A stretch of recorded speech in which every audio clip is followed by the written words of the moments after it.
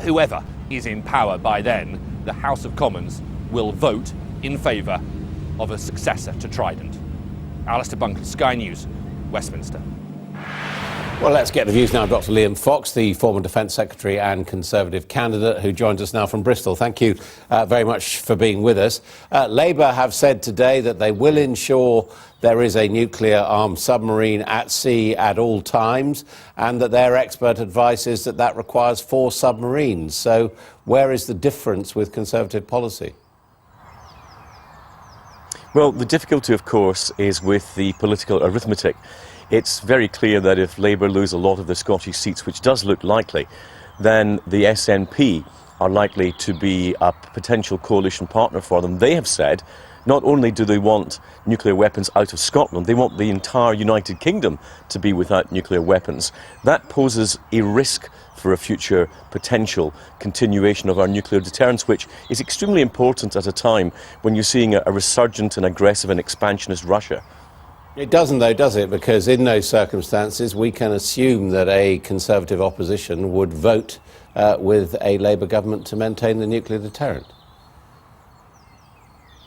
Well, quite how strong is Labour's commitment? I mean, I hope that we do have a continuous nuclear deterrent policy in this country. It's very important for our national security.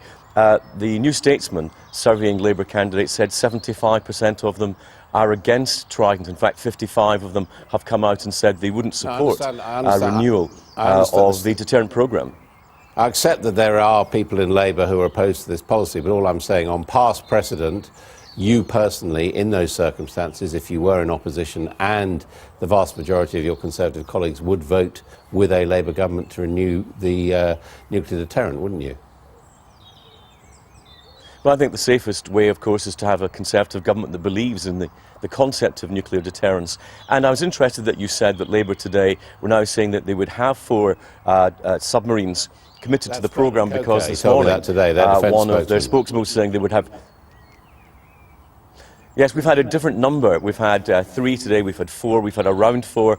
We need to have a commitment to it, because you can't actually have continuous at-sea deterrence with 3 submarines on current technology. It does actually make a difference. It may sound a very small matter, but it's not.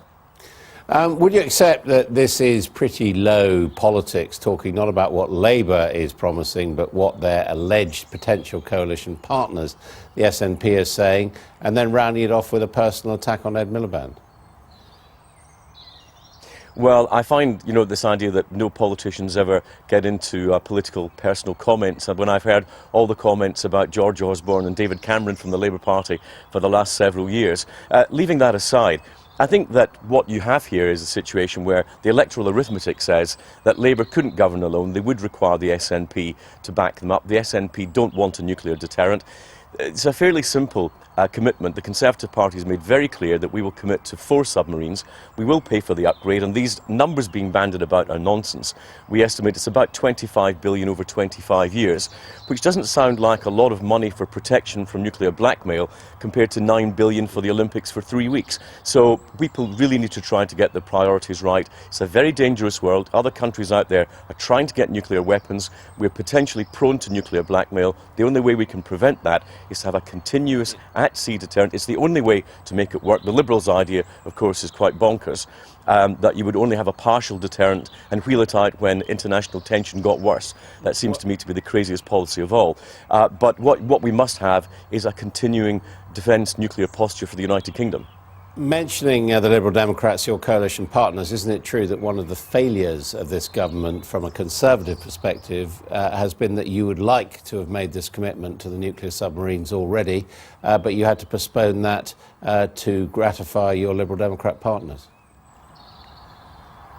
It's one of the realities of coalition politics that you can't always get exactly what you want, and we certainly went a long way to ensuring that the programme was ready.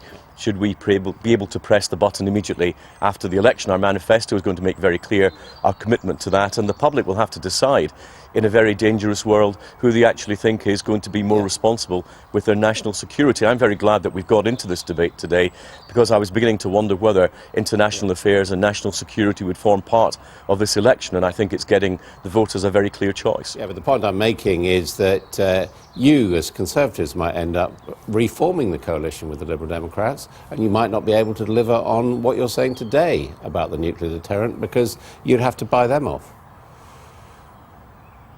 Well, the Liberals, of course, went along with the investment in the replacement for the Trident submarines, and that was a reasonable thing for us to do. We've spent a great deal of money on this programme already. Were we not to continue, it would mean a lot of job losses in the United Kingdom, as well as a loss of our international prestige. And I think, having looked at all the alternatives, that if reality came around, I'm sure that at least some of the Liberal Democrats would see the light on this issue. Would you like to repeat what your successor as Defence Secretary, Michael Fallon, has said today? Do you think that Ed Miliband is a backstabber?